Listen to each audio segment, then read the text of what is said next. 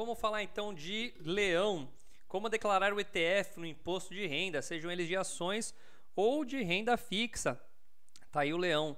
Eu, para ser sincero, o único leão que eu gosto é aquele da Proerd. Esse daí não gosto muito não.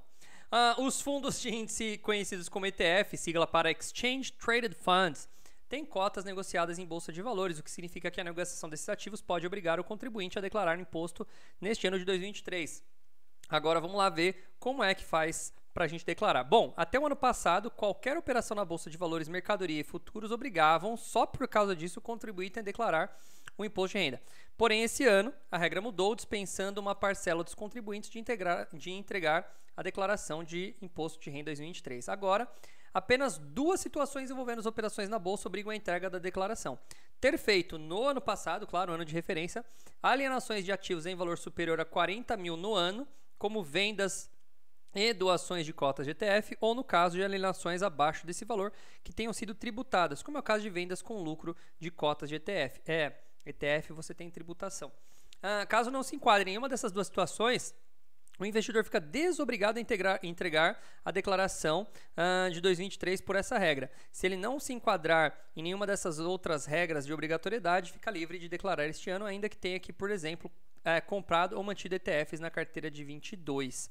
E aí aqui tem um link para todas as situações que obrigam o cliente. Se vocês quiserem, eu leio depois essa daqui. Comentem aí que eu gravo um vídeo só lendo dessa daqui.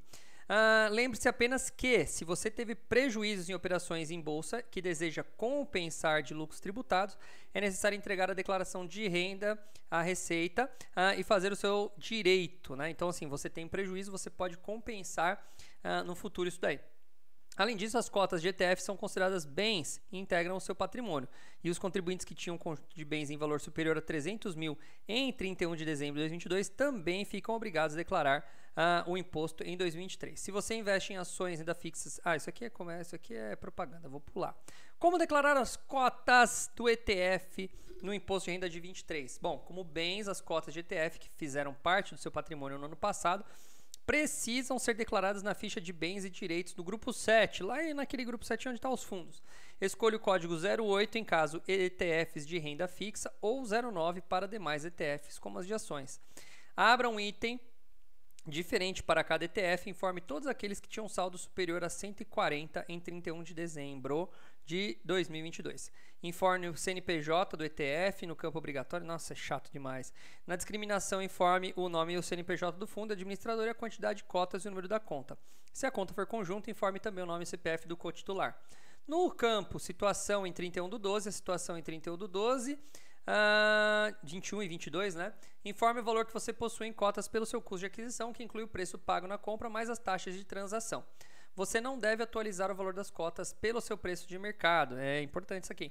Se você tiver comprado em ofertas públicas, o valor de aquisição da cota e o número de cotas adquiridas estão presentes no boletim de subscrição do fundo. Caso você tenha comprado cotas aos poucos e vendido parte das cotas ao longo do ano, você deverá calcular o preço médio. É chato também. Na matéria sobre como declarar ações no imposto de renda, nesse caso o cara ensina como você calcular o custo médio, mas é fácil fazer cálculo médio, tem até aplicativo que faz isso hoje. As regras para as cotas de ETF são as mesmas. Se você obteve lucro com venda de ETF no ano passado, esses ganhos são tributados e precisam ser informados na declaração de renda de 2023. A tributação e a forma de declarar, entretanto, variam de acordo com a classe de ativos do ETF, se é renda variável ou se é renda fixa. Tá? Então vamos lá, se for ETF de ações, lucros e prejuízos são tributados e declarados da mesma maneira que ações.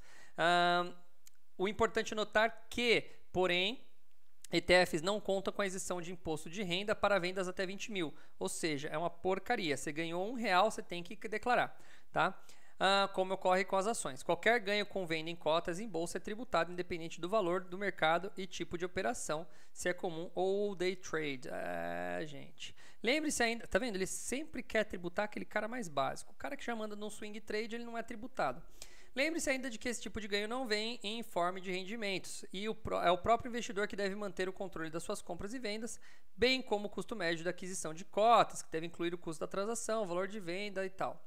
O investidor também é o responsável por calcular o ganho líquido da diferença entre o valor de venda e o custo médio da aquisição de cotas vendidas e o imposto de renda devido, aplicando a alíquota sobre o valor do ganho líquido.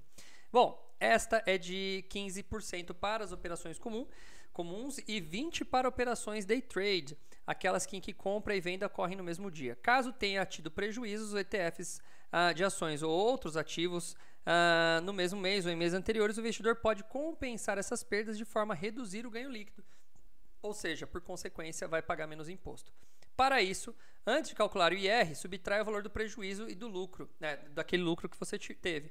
Então, aplique a alíquota do IR sobre a diferença. É possível compensar prejuízos em quaisquer mercado, à vista, opções, termo, futuros, desde que respeitado o tipo de operação. Prejuízo em operações comuns só podem compensar lucros em operações comuns. Prejuízo com day trade só compensa lucro com day trade, tá? Sempre dentro da mesma categoria.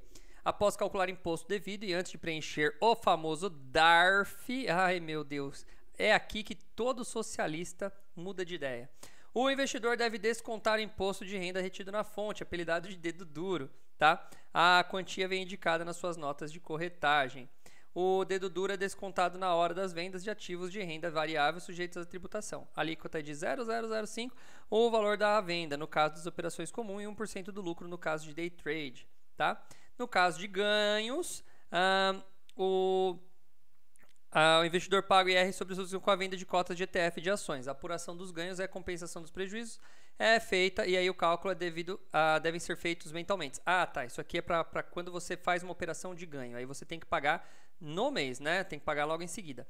O pagamento do imposto até o último dia do mês seguinte ao da operação de venda gerou os ganhos por meio do documento de arrecadação da Receita Federal, o famoso DARF. Então, lembrando, ganhou dinheiro numa operação, teve lucro, tem que pagar o imposto já no mês seguinte. A responsabilidade pela emissão do DARF também é do investidor, que pode fazê-lo por meio do programa SICALC, disponível no site da Receita Federal. O código para ganhos líquidos com operações de bolsa é 6015. Alguns bancos disponibilizam serviço do Internet Banking e as corretoras oferecem por meio de suas calculadoras de imposto de renda. Chato também. Caso você tenha perdido o prazo de pagamento do imposto, o SICALC pode calcular a multa e juros de mora para emitir o DARF correto. A multa por atraso é de 0,33 por dia de atraso, é bastante, hein?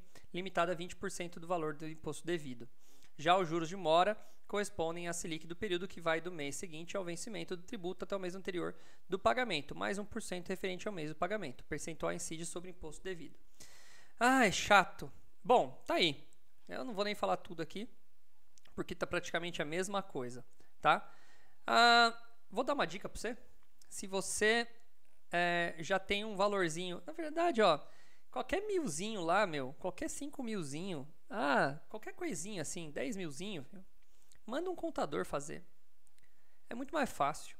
Cidades pequenas, o contador cobra menos ainda. Manda um contador fazer o seu imposto de renda, é muito mais fácil. Nossa, é um trabalhão. É um trabalhão, sai mais barato. Depois você compensa isso ganhando dinheiro de outra maneira. Para quem tem bastante, geralmente já contrata contador. Mas até que você tem só 10 conto lá, faça com contador, que é muito mais fácil. A chance de errar é menor, se ele errar, você culpa ele. Essa é boa, né?